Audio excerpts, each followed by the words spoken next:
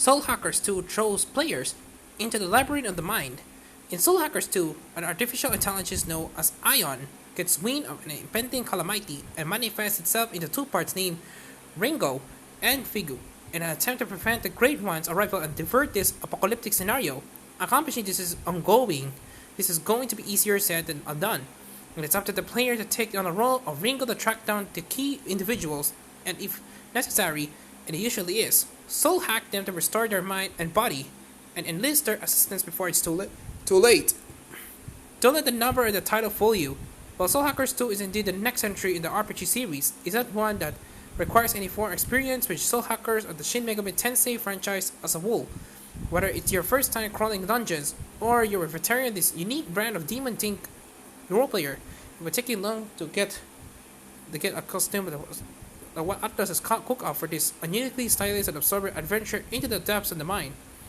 If you're primarily for dungeon crawling, Soul Hackers 2 had plenty to offer. In addition to the main story dungeons you'll be entering as you progress through the narrative, there's an area known as the Soul Matrix that serves as an optional but crucial piece of the puzzle.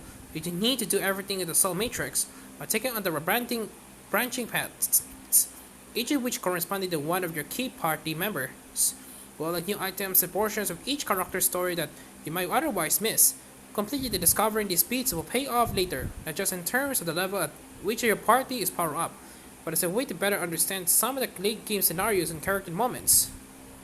The dungeons themselves are fairly wrought, so you're going to need to really get into the battle system to appreciate them fully. The environments don't have much to them, and the Soul Matrix consists of a bunch of similar floors and pathways. Thankfully, the battle system is fun and easy to pick up right away.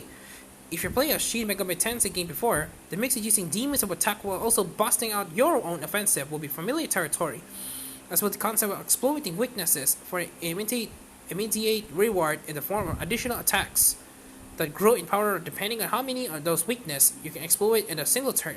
You got your usual assortment of demons and abilities, but little nuances and the addition of Sabbath skills make for a fresh and streamlined take on the formula.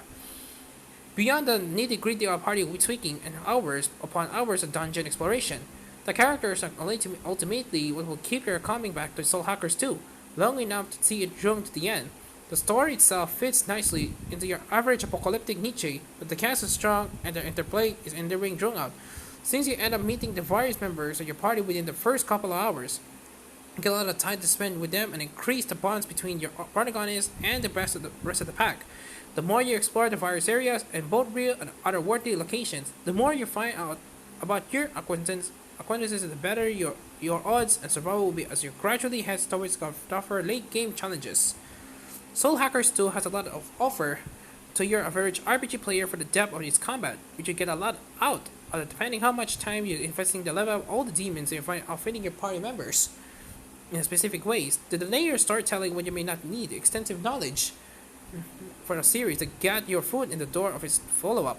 I will mind more than line that the adventure is drawn a similar dark and twisting alley.